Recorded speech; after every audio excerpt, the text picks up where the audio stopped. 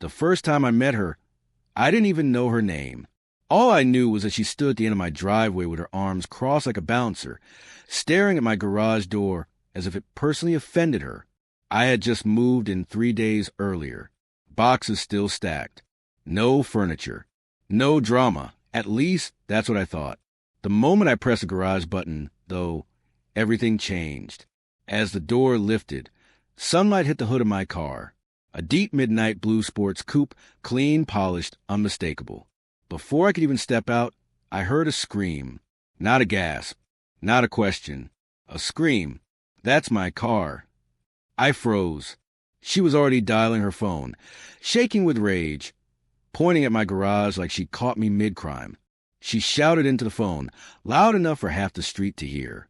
Yes, 911? A man just stole my vehicle. I'm watching him right now. He's trying to hide it in his garage. I looked around, confused, waiting for the punchline. There wasn't one. She really believed it, or wanted everyone else to. I tried to speak calmly. Ma'am, I don't know you. This is my house. That's my car. She laughed. Actually laughed. Nice try. I just bought that car yesterday. Same color. Same rims.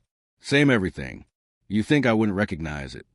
Neighbors started stepping outside. Curtains moved. Phones came out. And she loved it. She thrived on it. She turned to a growing audience and announced, "This is what happens when we let just anyone move into this community." By the time the police arrived, she had already spun a full story. Said she left the car unlocked for 5 minutes. Claimed I must have used a signal jammer. Even told the officer I looked nervous. The officer asked for my license and registration.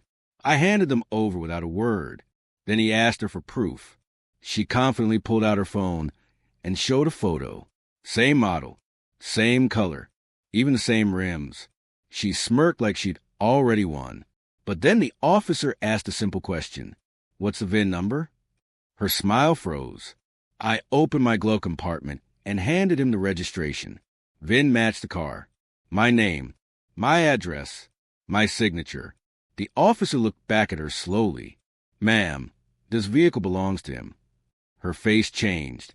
Not embarrassment, not apology, rage. That's impossible, she shouted. He must have switch plates. This HOA doesn't allow this kind of behavior. That's when she dropped the real reason. She wasn't mad about the car. She was mad that I had it.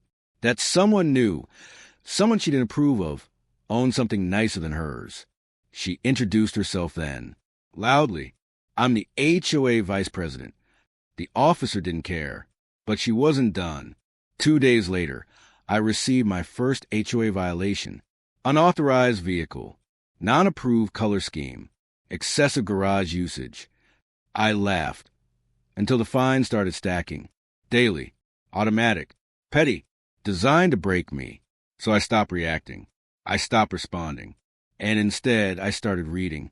Turns out, when I bought the house, I also bought something else. Something buried deep in the documents no one expected a newcomer to notice. A clause stating that my property was part of the original development and exempt from HOA vehicle restrictions. Permanently. I didn't fight back immediately. I waited.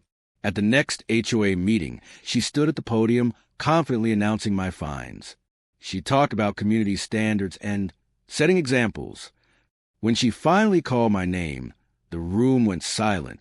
I stood up and calmly handed the board copies of the deed, the exemption clause, and a letter from my attorney. The room shifted. Faces changed. Papers shuffled. The HOA president cleared his throat. Her fines? Invalid. Her enforcement? Unauthorized. Her authority over my property? None. She tried to interrupt, tried to shout, tried to regain control. But the meeting was already over for her. Then came the final blow. The HOA attorney quietly informed the board that filing false police reports and using HOA power to harass a homeowner was grounds for removal, effective immediately. She lost her position that night. As for me, I still open my garage every morning. Same car, same house, same calm. She never looked at me again. But every time I hear a garage door open on the street, I smile, because I know she remembers a day she called 911 and exposed herself instead.